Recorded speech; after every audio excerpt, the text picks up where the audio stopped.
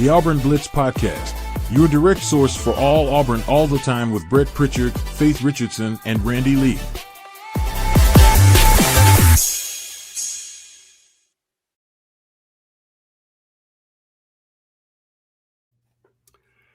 What's up, everybody? Welcome into the Auburn Blitz here on a Friday. We are so glad that you have joined us wherever and whenever it is that you join us each and every day here on the Auburn Blitz and making Auburn Blitz part of your daily Auburn athletic intake. It's Brett and Faith here on a Friday post-Christmas morning.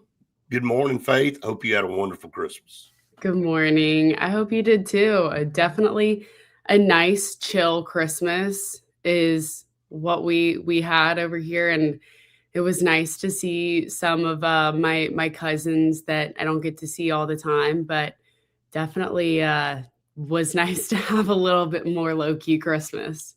You know, anything after the last 5 months for us, low-key, it was welcome. All I can say. You know, I had several people over the last few days, family, coming up and saying how much they enjoyed watching our adventures over the last 4 or 5 months and the places that we've been and the people that we met. And we kind of reflected on that. And it's been a fun last 5 or 6 months, but it's been a really busy 6 months for us. And, you know, again, we got a lot to talk about this morning, but do want to stop and thank again, all of you that watch and listen to our podcast each and every day, and how much we have grown. We have worked our tail off to get to this point. It takes a lot of persistence and effort on our part, but we couldn't do it without all the people that watch and listen, Faith. And I know you know that as well. And, you know, just a lot of things. And that's why the year kind of went by faster than normal. For me, at least it did, because, man, we were constantly, I mean, it's 7 days a week almost. I know. And yeah, thank you to everybody. And, you know, Brett, thank you to you, because you are such a big part of everything that we do. And we would not exist if it wasn't for you. And so thank you for everything you've contributed to just Auburn Blitz and everything R&B media this entire year. We could not do this without you. Well, same for all of y'all too, you and Randy. I mean, we all kind of in conglomeration would pull our own weight, you know, and looking forward to 26. I mean, we have a really, really exciting 2026 planned. And again, we're going to be covering Auburn as well as anybody out there and bringing you as much information as we possibly can. And again, we are so glad that you guys choose us each and every day. And, you know, with that said, let's get this thing kicked off this morning. You know, a ton to talk about. Plan of action for Alex Golesh, and what is that going to be? There's some portal rankings. The portal rankings are out. I think it's interesting. You and I kind of talked about that a little bit yesterday, looking at where some of these guys are for Auburn ranked that are, you know, testing the waters. They're not gone yet, but they're testing the waters. And we're hearing, you know, certain schools tied to certain – and that, again, there's no tampering. There's nobody having any conversations, right? Because you can't do that until January 2nd. I mean, and people are writing articles about, well, this player's tied to this university and this university, and here's one to watch for this guy, and here's one to watch. So let's not be naive and not think that's been going on. And then patience. Not what Auburn fans want to hear, but I think that's realistic. I just think that's where people need to be. And we've got our theories behind that, right? We do. And patience, again, like you said, not the word that Auburn people want to hear. It's almost like it's a bad word at this point, but it is what everybody needs to have when it comes to a new staff and it comes to a whole new room that you're basically getting of coaches other than two, that it's takes time to grow and develop, you know, some of them who didn't work together at USF and are learning now Auburn, you know, John Cohen and all the other people on Auburn's staff already. So I guess we'll talk about that later about what that really means. But Sure. A lot to go over today. There is. So plan of action for Alex Golesh, if you're approaching this thing. And, you know, I think you start with the portal and the amount of the amount of players Auburn has in the portal. And I've gone through the last couple of days and I've looked at some of these other schools, and it's very equitable. Everybody's got people jumping in. I told everybody this one portal window is going to make it feel like the sky's falling for everybody, because even if you're on the edge of thinking about being in the portal, you're going to go ahead and get in because you only have one shot. And if you don't get in, you got to wait a whole year. So this is not, oh, I'm not sure, let me go through spring and then I'll make a decision. You don't get that opportunity. And you know what? Likewise for the coaching staff, they have more pressure to get everything in place in 15 days for the entire year, because there is no, hey, well, we'll fill that gap in April, or we'll fill that gap when spring practice is over, or whatever. Everybody's got to get their business done, Faith, starting January 2nd to January 16th. They got to have it all finished up. So that's why it's so important for this coaching staff to have had these conversations with these players, gauge where they are, gauge how serious some of them are about leaving and which ones they don't want to have back. And they have a chart of going, all right, here's 28 guys we got to go get.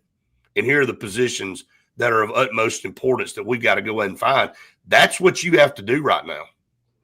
Well, with this one portal window too, and the last signing day for high school kids is February 3rd. So you also can't be too overly confident in some of these guys that are planning, saying that they're going to sign and come to Auburn when you're going through that portal of trying to bring in guys and say, okay, well, we've got this freshman that, is planning on coming in this area.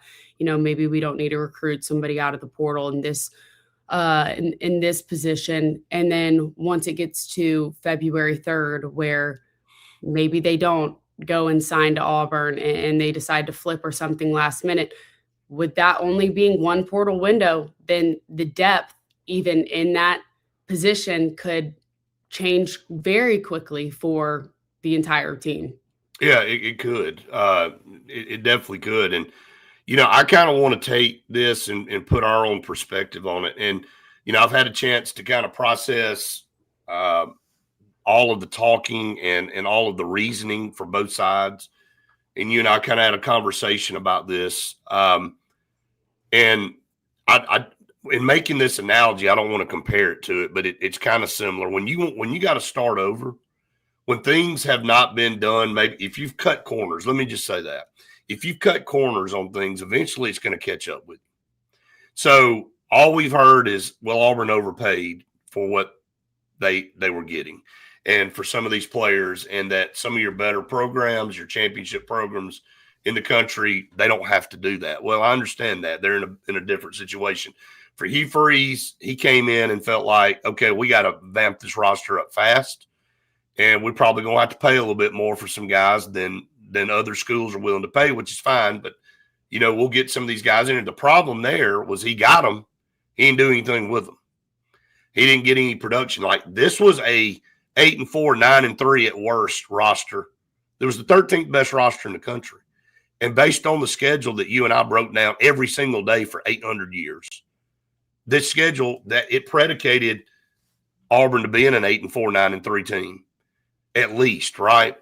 And so when you look at it from that standpoint, you won 5 games, and it was pathetic. And so that's why Hugh Freeze is not at Auburn now. It's because he had this roster. He didn't do squat with it. So now you're left with all these guys. Yes, they're highly ranked, highly touted, but you got other gaps now that you got to fill in with your roster. You can't pay all these guys what they want. So it's not the fact that, oh, well, we don't want Jay Crawford or Kay and Lee at Auburn. It's the fact that if they're asking for more and Auburn doesn't have enough to fulfill everything, then you got to go, okay, well, I mean, nothing I can do, guys. Y'all go test the waters. It's kind of what we said last week about, hey, here's the deal. It's waiting for you, but you got X number of days to decide if you want to come back. If not, we got to move on, because you can't wait till the 16th for them to go, okay, I'm leaving. And now you don't have time to go fulfill a roster spot that you're needed. It may not be the caliber of player you're losing, but it may be that way. But my point, Faith, and I'd love to get your take on this, is that when you're overextended, sometimes you got to tear it all down and start over. And that's, I hate to say, it's like somebody that's an alcoholic. If you want to stop being an alcoholic, then you got to quit drinking. Well, obviously it sucks at the beginning, weaning yourself off of it, but you got to break it all the way back down to build it back up. And I think, in fairness to Alex Golish and this staff, that's where they are on several of these guys. They don't want to lose them. They don't want them to go. But if you're going to build it the right way, and they want to do it based on performance-based NIL, which we all like, maybe you're going to have to just, and it'll dive into some things that we're going to talk about later, the patience word. You better just kind of brace and be patient with it. The thing that a lot of people, to me, don't understand is that this is how it works in the NFL. You know, like a lot of these guys, you see people coming back for their 6th year in college football because they know they're not going to make near what they make in college in the NFL, because the NFL, a lot of the time you're getting it based off of performance. Well, in the rookie contracts, some of them are small. Right. And that's just how it works when it comes to the NFL, where people don't understand in college that you're coming straight out of high school, some of these guys, and then some other guys who it's not their fault that the coaching staff last year could not use them to the best of their abilities and could not use them to show their best performance. That's not their fault. But if the coaches this year are saying, hey, we're going to be able to have you get to this number, but we're going to start here, that's just you not wanting to me, that says that you're just not wanting to work hard enough to get there, and you just want to settle at the highest number regardless of what happens. Right. And Shaker Jack, I see your whole list of comments over here, but Auburn has been overpaid. And that's the problem. They haven't gotten any production out of those guys. It was literally confirmed that Hugh Freeze overpaid. Well, and that's why, yeah, exactly. And so you can't just continue to overpaying people, if that makes any sense. And look, everybody knows that statement that money talks. It does, but you're limited in what you can use. And it's like what people don't understand. NIL don't just start over every year. Like it's not, oh, well, we've paid for this group of players for the next 3 years. The next group of players, oh, we start over at 20 million with a new set of players. Now you got to spread all that out over your entire roster. And so the problem with that is you didn't get any production. And I'm not blaming the players, okay? Some of it's partly their fault, but a lot of it was coaching, especially on the offensive side of the ball, right? So they didn't get coached up. They didn't get whatever they needed. It doesn't matter at this point. You're in the position you're in. So, yeah, you want to pay – you got guys that are priorities, Xavier Chaplin. I mean, not Xavier Chaplin, Xavier Atkins. Well, maybe Xavier Chaplin is a priority for this staff. I don't know. But Xavier Atkins, Freudian slip there, was and is the priority on defense. You anchor your defense with that linebacker position. You didn't want to lose him. And it feels like they got that locked down. You and I went over several guys on both sides of the ball we felt like would be a priority. I mean, obviously Cam Coleman on the offensive side is where you want to be. Deuce Knight, Jeremiah Cobb, whoever it is that you want to talk about, those would be like 3 guys on the offensive side that I'd be focused on. And then you got a few on the defensive side. But outside of that, man, you got to let the game play out. But you got to get production. You got to get production out of the guys that you have, right? Yeah. That's what it boils down to. And Auburn did not have the leadership and the coaching last year to prove anything. And so this year, is this going to be where Alex Golish and his staff is able to have these guys actually work hard and prove and have the performance show out on the field? I mean, I don't know. That's where the patience kind of has to come from. Well, everybody's got their opinion. And look, bottom line is the system's broken. You got to figure out a way to pay it, to pay players, to get production, but you got to do it within your means. A lot of people out here live overextended and jack up credit card bills to the nth, and they don't live within their means. And unfortunately, that's why we're talking about patience. When things were done incorrectly out of the gate, you're going to have to pay the piper at some point in time. And we've said this a million times. If it was $100 million budget and it was unlimited and you could just pay every damn player you wanted to pay, then it wouldn't be a problem. You could just pay this guy $5 million. You could just pay this guy $3 million. You could just fill your roster up with whatever the hell you wanted to fill it up with. But that ain't reality. And for everybody that's commenting that's got a solution to the problem, your solution involves an unlimited budget. So it doesn't work that way. It's kind of what we're saying. So if overpaying at the beginning is the way to bring in good players, and Kirby did it, Saban did it, Dye did it, and Hugh Freeze did it, then what was last year? Tell me right now what last year was and how that has anything to do. Poor coaching got Auburn into the situation it's in. Okay, and so that's exactly why overpaying these guys.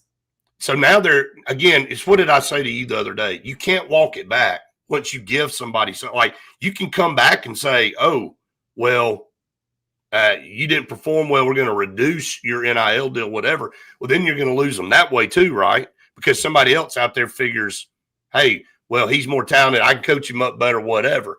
There's two sides to the fence here. And bottom line is, when you're going out there and you're trying to build depth, you're trying to do some things the right way, I'm just telling you, everybody's kind of reactive over here. I'm just telling you what you need to brace for. And so when it's not as good as you think it's going to be right out of the gate, then you need to pump the brakes a little bit. Look, nobody wants Auburn to win more than we do. I'm just saying. It makes it a lot more enjoyable for us. It makes it a hell of a lot more enjoyable for us. Like, everybody is sick and tired of having but poor administrative decisions and poor coaching has put Auburn in the situation it's in. We've said it a million times that the roster was built up. The production should have been much better. Way better. Is anybody disagreeing with that? Does anybody disagree that roster that Auburn had should have produced more than 5 wins? Three of them being right out of the gate. You just got to remind everybody, you won 3 games to start the season, and you won 2 the rest of the year. So if you're just going to continue to give in to the way things are, and look, whether you think you know what everybody's doing or not is one thing. I can tell you this. Some of these other programs, they're not overpaying either, and some of them are walking it back because they're having to. And you got to figure out a way. I told you, somebody that been drinking for 30 years and you want to stop, it sucks. And you got to figure out a way to build your life back up. If you want to try to build a program on a firm foundation in the right way, you're going to have some growing pains. And look, the pains that Auburn's been going through the last 4 or 5 years hasn't necessarily been growing pains. It's been underperformance pains. Now it's a different kind of pain. You got to get your program back into a situation to where it can thrive on a year in and year out basis and not catch lightning in a bottle every 5 to 7 years. That's kind of where Auburn's been. If you want to look back at, we can name the good years, and it's bad when you can name them on one hand. 2010, right? 2013, 2017. When was the next best year after that? I mean, I don't have any answers for you guys outside of when you can name your best years on one hand over the last 15 years. It's been a culture problem. So Auburn's cut corners. They've tried to do things. They've had the benefit of having Cam Newton and Nick Marshall and Jarrett Stidham and Bo Nix. If you want to throw Bo Nix's freshman year in, where Auburn won 9 games, you can do that. But outside of that, since COVID, it ain't been worth a dang. right? No, you're right. The thing is, and Glenn and someone else just said it, that the kids now have the power because they're the ones making the calls with the money, you know? And you would think it'd kind of be the other way around, but the coaches have to either do what the kids want or they say, Right. all right, I'm out. I'm done. I'm not doing it. And that's where how are the kids getting coached up when they're the ones making the calls and they're the ones making the decisions? They're not learning anything.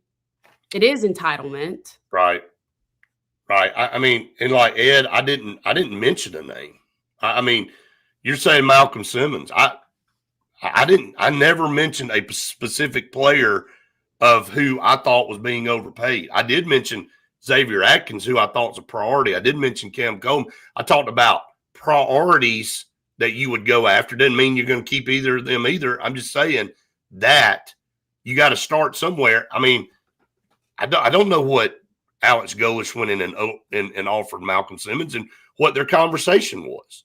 And so at the end of the day, you're having these conversations with all of these players, and if you're trying to give all of them what they want, you're not going to have enough money to do it. And so you're saying, Shaker Jack, that you're blowing up a good roster because we don't have the money. No, it's called if everybody needs to understand, this is pro ball now. This is a roster management. Doesn't mean that there's 25 guys on there that you don't want to keep, but you might not keep all 25. Because people are out there trying to pull them off your roster, right? You heard Kirby Smart talk about it just a few days ago. You heard Eli Drinkwitz talk about it at Missouri. It's the same for everybody. And you know what happens when you have a 5-7 team that grossly underperformed and you have a talented roster? You got even more sharks in the water coming after your players. So it's kind of one of those deals where I don't know anybody that loves the system that we're in. I'd love to go back to the days where you recruited guys and they were on your roster and you could watch them grow and build. But now it's a roster management thing. It's pro ball. And that's somebody commented way up there saying that guys can't trust anything that they're being told anymore. And John just said something, what I was literally going to say, get them to sign a contract. Have it We've been saying that forever in a document and have them sign it that you have to stay for 1, 2, 3, all 4 years, whatever it might be, no matter the situation or circumstances, whatever. Have them sign a contract and let them know that they have to stay, because that's, again, what the NFL does. Who has the most perfect system ahead of college football? The NFL. Right. Why don't you just look and see what they've been doing and what's worked for them and apply that to this? Because there's no leadership in college athletics. And that's what we said a few podcasts ago. If you had, like I said it when Kirby Smart was bitching at the press conference about, why can't we just focus on winning and getting better at practice? Because, Kirby, you're playing the game too. And until somebody like him that has a voice, along with 5 or 6 others, go, all right, we got to change all this. We got to get legal teams or whatever in the room, and we got to reshape college athletics. It's going to continue to be this way. I mean, everybody over here in the comments has the right answer, right? Everybody's got the right answer. You know, we've been saying until you get people to lock in and commit, you're going to continue to do this every 9-10 months. You're going to be going through this whole deal. You know, you can go all the way back to what I said well over a year ago. Sign everybody to a 2-year deal coming out of high school or coming out of wherever. And at the end of the 2 years, you have a reevaluation. That's exactly how free agency works in the NFL. Exactly. So right now it's the Wild West, and everything is just, you got to re-recruit your roster and get new players in here every single year. Every single year. I mean, why don't we get to some of our partners? Yeah, let's get to the partners, because we can continue to go down this rabbit hole. And look, I wish I had a solution for everybody. I'm just telling everybody, what you're going to have to deal with coming up. And it's what this coaching staff, and rightfully or wrongfully, everybody's going to say, well, see, he's running everybody off and all that. You know what? Maybe he is. Maybe he is. I don't know. You know, when the dust settles on January 16th, you're probably going to know a lot more. Sensagreen, for air that's cool and clean over the holidays, make sure to call Sensagreen Heating, Cooling, and Insulation for air that is warm and clean. Call Sensagreen with Carrier. Turn to the experts. Yep, turn to the experts. You don't know what you need right now. 78 degrees yesterday. I mean, it's ridiculous. I mean, you don't get very many. Freezing cold. Of course, and it'll flip right back. So call on Sensagreen for one of those brand new Carrier units. Scout Program Management, a full construction management firm located in Birmingham, Alabama, and they are the best in the business. Why do you hire a program management company? Because when you got a multi-million-dollar project going on, do you have the time and the expertise to manage it? Do you know what all the contractors are doing? Are you able to go out to the project site every other day and make sure everything's being done? No, the answer is no. That's why you hire Scout Program Management. Check them out online, scoutpm.com. They are located in Birmingham, Alabama. They serve the entire Southeast. Bunkers in downtown Auburn, the perfect mix of sports, food, music, and fun. Best in downtown Auburn. They've got 50 parking spaces downtown. They've got great happy hour deals, great deals, honestly, that you just can't find anywhere in Auburn, where, I mean, they get $1 Jell-O shots. They've got so many different fun things, like $1 wings on certain days. So you're going to have to look them up and go to Bunkers in downtown Auburn. And the cart source. Talked to Harrison yesterday, and just real quickly, because it was Christmas, but man, Alabama's premier golf cart superstore, the cart source, there is not a better selection anywhere. Right there on Highway 280 in Dayville, 334-231-2205. Give them a call, and better than that, go see the selection.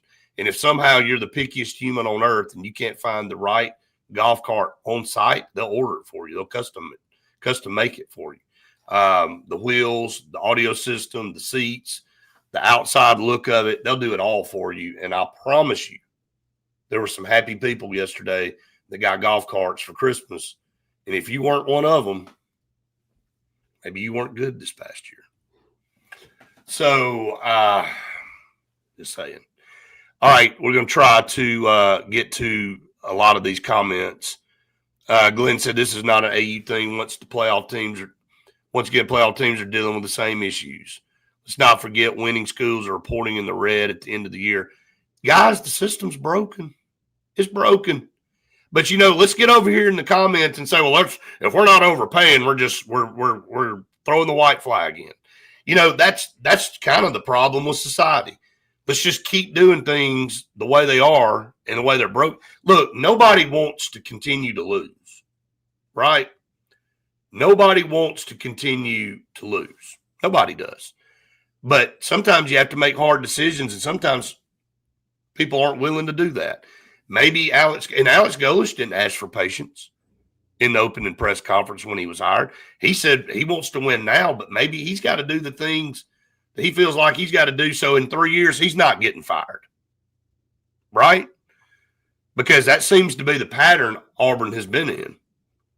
And so can you get a coach in here that can actually build a program up? Well, sometimes when you inherit a bad culture, you got to break all that down and start it over. Look, I don't know much at all about Alex Golesh other than watching him coach a little bit at South Florida and seeing what his past was as assistant coach at other programs like Tennessee. So he's got to do this the way he feels like he's got to do it. And we're all here for it, and we're all here to hash it out back and forth. But this roster management thing is going to hurt some people's feelings, and people are going to get mad, and they're going to get upset when X player leaves because you get attached, and they are good players. But unfortunately, the system has put teams in place or put teams in a position to where they can't keep everybody. Unfortunately. You've got to get rid of some guys to bring some more in. And whether or not you're replacing them with maybe lower ranked guys, but if they're willing to come in there and work and make a difference out on the team, so be it. Have whoever leave. Like, again, Alex Golish, if he wants to go, and we'll finally be able to see what he's able to do recruiting in the SEC because of how different it is than him doing it at USF. But there's a lot for us to learn about him too. We don't know every single thing about him, like you just said. And Right. again, we'll see how competitive he is in the portal.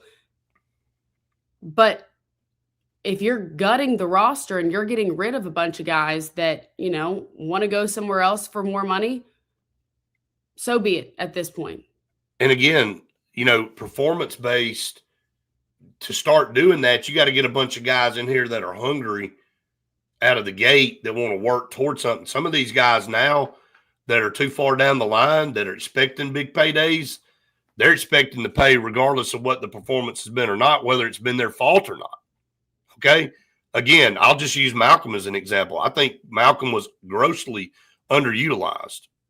And we've been saying that. We know that. Right. Right. But you know what? Malcolm's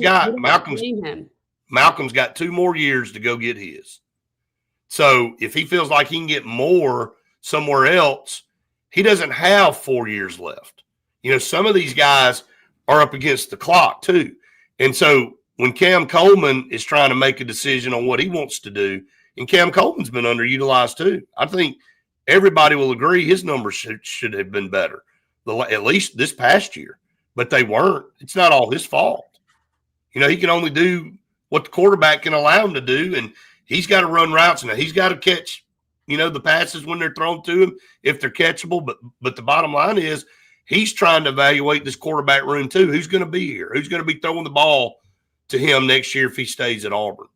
Is it Byron Brown? So that'll kind of shift us into these portal rankings. Where does Byron Brown rank in the portals rankings right now? And we use 24/7 because our friends over at 24/7 are great. We appreciate Jason and his whole group over there. They do a great job. But 24/7, Byron Brown is the 6th rated player in the portal right now. Yep. And he is stacked right there with a bunch of quarterbacks. DJ Lagway at 4, Dylan Raiola, Pat Mahomes Jr.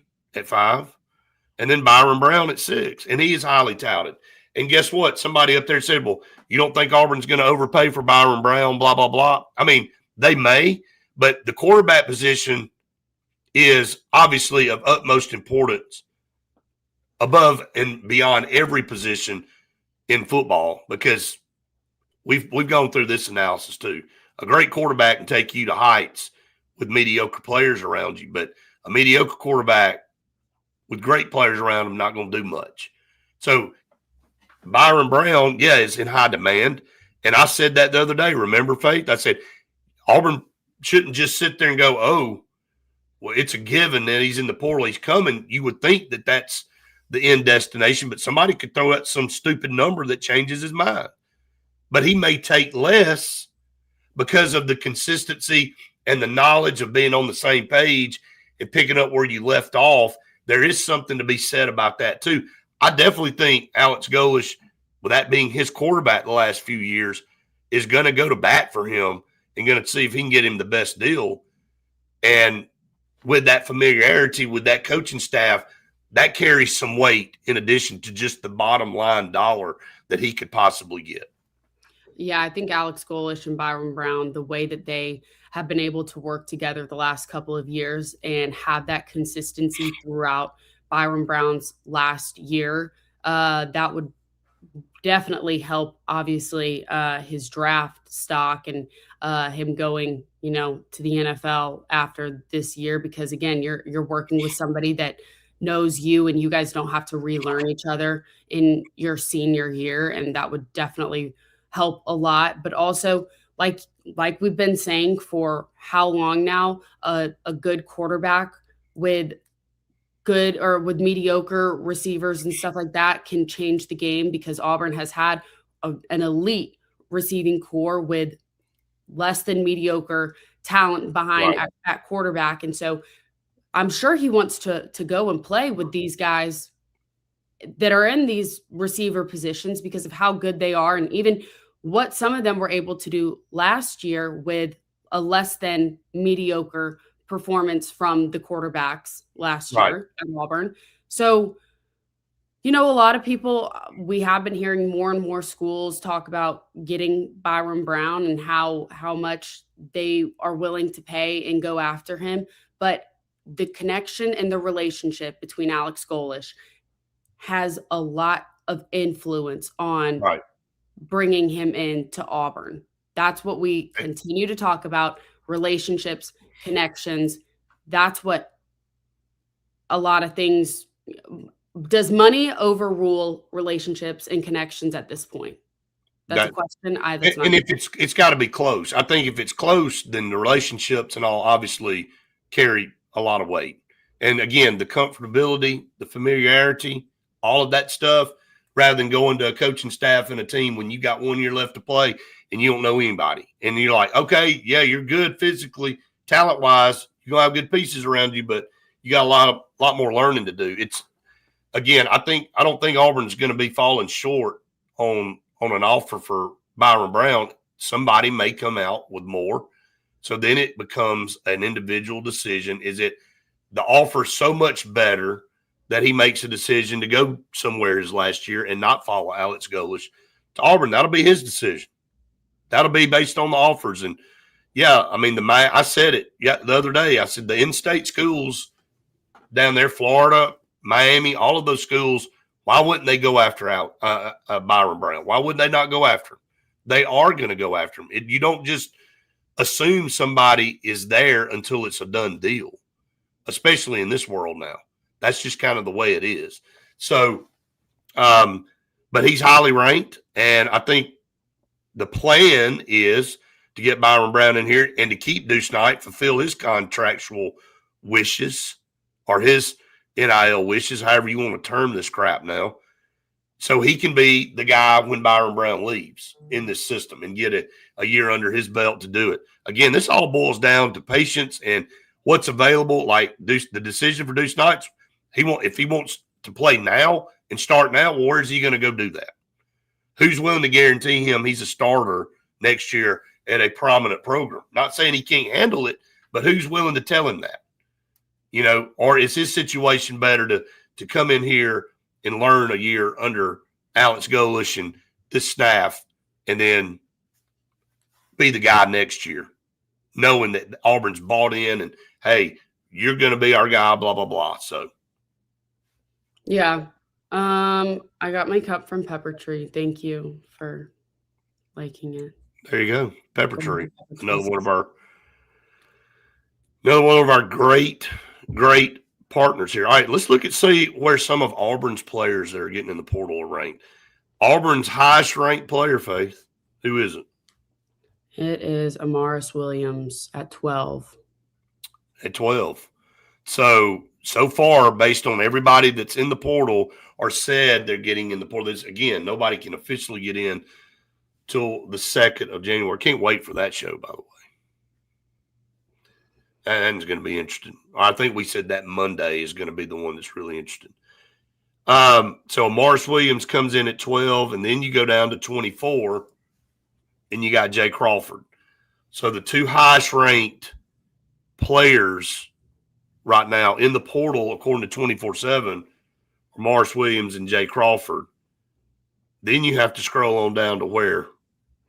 You got Horatio Fields at 39. I was a little shocked by that one, to be honest. You think that's too high or too low? I think it's a little high. Mm-hmm. But, I mean, he did get injured. So I think it's too high because of his injury. I'm with you. I totally agree. That's kind of why I was a little shocked there. The next two are interesting, aren't they? Yeah, Perry Thompson and Malcolm at 43 and 44. Back to back. I mean, based on production, I mean, size-wise, Perry Thompson a little bit bigger. Malcolm a little bit quicker. So depending on what you're looking for, both are 4-star guys in the portal there. So in the top 50, that's the ones Auburn have in the top 50. As we scroll on down, they have one just outside the top 50, Faye. Malik Blockton, 56. Is that a guy that you could see now based on what 24/7 has? The 4 stars plus end at 50. So when you get to 51 and on down, then you start your 3 stars. And for example, Bo Prabula, the quarterback at Missouri, is a 3-star. He comes in at 51. But Malik Blockton is 56. Is that a guy that you could see coming back to Auburn? Yeah, that's who you and I said out of anybody that probably Malik Blockton would make his return back to Auburn. Don't know if that's for sure. But if we had to guess. Right. I'm just kind of glancing through. I mean, teams that are going through the same pain that Auburn's going through. Florida, man, they have got a boatload of guys in the portal. A boatload of guys. Texas got a lot too. Yeah. I mean, if you want to break it down, start looking. I mean, South Carolina's got a bunch too. It's just what you're dealing with for the most part now every single year. All right. Next up for Auburn in the 70s. You have Kayan Lee or Robert Woodyard at 77 and Kayan Lee 77 and 78. Is that a little low for Kayan Lee, or is that about I thought right? Kayan Lee would have been higher. I would too. But Kayan Lee and Robert Woodyard, like you said, back to back there. We won't go through every single one of these because I think there's 1,100. I don't think they ranked 1,100. Rayon Strader at 92. Yep. Okay. Like, here's another thing. If you're a top 100 ranked portal player, that's one thing. But what position you play at also is important too. And how in demand is that position for certain teams will predicate, where you fall in the ranking system for them. You may be at 92. You may be Rayon Strader at 92, but that may be a massive need for X team, and they like his skill set. So they're willing to pay a little bit more for him than maybe everybody else would pay. And I'm just using that as an example. Just a few more. Donovan Starr, who just got in the portal a few days ago, comes in at 109. And then Ashton Daniels at 135. So there's several. A lot of quarterbacks before Ashton Daniels. Yes, a lot of them before. And again, I go back to everybody's situation's different. Yeah. Everybody's situation is different. And you saw what he was, some things that came out that Ashton Daniels said. He didn't want to leave Auburn, but the situation for him is probably best that he leave, especially if Byron Brown comes in.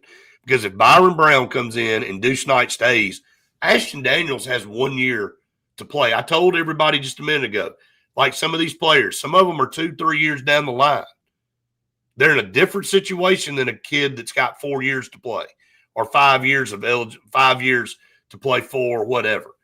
They've got to go make theirs now. They got to go get it done. So maybe waiting around isn't best for them. And then with Ashton Daniels, his clock's running out. He's got to play this year. Yeah. And so it's apparent that he was told, you're not the guy that is going to get the first priority here. So you're welcome to stay, but probably ain't going to be playing very much. So that's one of those things. All right, these players are used to being coddled and pampered. They got, again, like a spoiled brat getting up. You gotta. It's a culture thing, and again, sometimes whatever reason he frees, they felt like they needed to overpay to get some guys in here, maybe more than other people willing to pay, but didn't get the production out of them. And I know that's not this staff's fault, but they've been left this issue to have to deal with. So they've got to figure it out. And so this is their plan of action. This is how they want to go about it. And so with those players that I think we're going to have more get in there. Yeah, it's not over. There's Oh, just no. a holiday, so people are not gonna ruin that Yeah. by announcing it, so Right. But then, Damari Alston down at 193. Where does he end up? Like, some of these guys are probably going to try to come back. Some of them have, the page has been turned in the book and they're going to move on regardless. And so just have to wait and see. But I think the whole point of what we're saying today, Faith, is patience. It's not what Auburn fans want to hear. It's not what me and you want to hear. Lord knows we'd love to have kept everybody, brought in a whole batch of new 5-star and 4-star guys, and hit the ground running ready to go this year. But it ain't going to work that way. So you got to keep the guys this staff feels like are a priority, and what you feel like is a priority versus what they feel like is a priority based on evaluation could be totally different. Same for me and you. Me and you may go, man, let's just be honest. We hate to see Malcolm leave, because of a personal connection and, all that kind of stuff. But if this staff does not feel like he's a priority and they got other guys that are priority, that's not for me and you to determine. That's for them to determine. And guess what they have to do? They have to live with their decision. And we don't know if that decision's a good one or a bad one until time moves on. And you won't know that maybe for another year or so. But everybody's not going to agree with everything that Alex Golish and his staff does. That's just the bottom line. And they have been given a situation that they're having to manage. So that's the thing, that was what we heard from you, Freeze. Like, this is what I inherited. And he inherited a crap bucket. Let's be honest. We will say that from Brian Harsin because he had nothing. Yeah. That guy didn't do anything recruiting wise. So he did have to cut some corners and do some things. Only everybody wanted Hugh Freeze to be successful. If he'd have won 8 games this year, we wouldn't be talking about any of this. We'd still be talking about the portal. We'd still be talking about players leaving because that's never going to stop. But we wouldn't be having a conversation of a new coach and them having to bring in, because he'd still be here. But he didn't. He didn't win 8 games. That somehow you lose to Missouri and Kentucky at home still is one of the most baffling things to me in the world. That's how bad you had to play this year to not win 7 games. To not win 7 games. You had Kentucky and Missouri at home who basically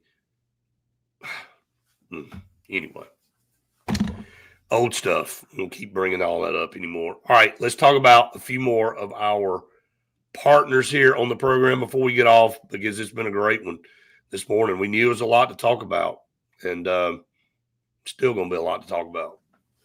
Oliver Ross, for all of your spring weddings, whatever they might be, spring events, have Oliver Ross be the certified licensed bartending service for you. Make sure that, you go ahead and call on them because they're going to get really, really busy, whether or not it's sorority, fraternity day parties, weddings. They do everything, 20 people up to 20,000. So call on Oliver Ross to be your professional licensed bartending service. Yep. Don't want me and Faith serving any drinks. Nope. No Oliver Ross to do it. Russell Medical Center, one of the top 3 hospitals in the state of Alabama. Hey, look, nothing out there in this world is more important than your health. Nothing. And none of it matters if you don't have good health. And if you need good health care, Russell Medical Center, their doctors, their facilities in a smaller town, you don't have to fight the big city traffic, all the problems that come with it. Check out Russell Medical Center. They have the best connection of any. They're tied in with UAB Health, and UAB Healthcare System is the best in the world. So check out Russell Medical Center, one of the top 3 hospitals in the state of Alabama. Alex City Marine, we say it all the time, and I know they had a good last few weeks, people coming by and seeing them and trying to lock down some of these boats and getting some things ordered. If you want a center console or a pontoon boat, guess what? It will be about 3 months before plug day. If anybody knows what plug day is, that's when the lake starts coming back up to spring and summer levels at Lake Martin. And so, you know what? That's just a few months away. And you don't want to wait till then and everybody's out there zipping around in their boat and you don't have anything and you missed out on all these great deals. So calling Allen City Marine 256-215-3474 for your deal of a lifetime, basically, because they're going to cut you a great deal. And you can be out there showing off on the lake or out in the bay, down in the coast or wherever in your brand new boat. You know you want it. So go ahead and get it. What are you waiting for? A couple more comments, Ed, so I'm not upset with Golish. We as AU fans were told we had plenty of money to go compete. And here's the thing, Ed. I don't know that we don't have a war chest of somewhere between 20 and 25 million. I don't think, but when you're trying to bring new guys in and give them what they need, and you're trying to keep the ones that you have, it becomes a management issue. So other schools are in better shape than Auburn is right now from performance and from not having to beg, right? So that's one of those situations. If Auburn were 9, 10, 11 wins, even though the playoff teams are going to have to deal with the same problems, they're in a little bit better shape to go, hey, guys, you don't want to be here? Take a hike, because we're a top 5 team. And, you know, you can say what you want to say about Kirk Cignetti, and you can say, oh, it's a flash in the pan, or, you know, it didn't work that way. He's obviously figuring out a way to make it work. And when we saw that graphic with Ohio State with 67 blue chip players and they had 7, you can say whatever you want to say. But you know what? And Alabama may beat them in the Rose Bowl. Wouldn't be surprised if they didn't. But if you want to talk about performance, you want to talk about Alabama, and they're doing great. They're obviously in the playoffs or in the second round. But guess what? They aren't getting production out of 5 running backs that are ranked. The lowest one was 13th in their class coming out of high school. The other 4 were 1, 2, 3, and 4. You can go look it up. I'm not making it up. You can go look it up. So they are one of the worst running teams in the conference. But they're figuring out a way to get it done. But we're talking about performance. We're talking about, you think Alabama's getting their money's worth out of those running backs? Probably not. So, I mean, but they're making it work, because whatever they're doing offensively with this system, they just say, look, the hell with running. We're just going to throw it 50 times a game, and we're going to make it work. And their defense is playing better, which is helping. They're causing turnovers, and, you know, they've been out playing people on special teams and stuff like that. So that all adds up. But most of the time you got to be able to run the ball a little bit. And so every team's got their issues. Every team's got their issues, and they've got to figure out how to manage it. And the teams and the programs that manage it the best have the most success. So, JD, I hear you. Auburn will be fine. Just got to get things on track. I'm just laughing about Jake saying, could y'all imagine how mad everyone would be if TJ Finley came back to Auburn? Oh, God. I saw something that said he's coming back because he's got to provide for his 3 children. That's why he's staying in college. Year, yeah. Who's going to sign him? I mean, seriously. I mean, at some point in time, you got to be like, buddy, you've been to 6 places. Hang the cleats up. I mean, put the ball down. Yep. He's going to ride it out as long as I mean, obviously, I don't know. I'm going to shut up. I'm not going to say anything on that. I mean, they are, I agree. But Ed, you know, generally it doesn't work when you can't run the football. It has been working for them. They figured it out. But again, they're not getting, I promise you, they're not. If you look at roster management and having to figure out how they're going to shift funds, they got a running back room as loaded as theirs. They got decisions to make too on what they want to do.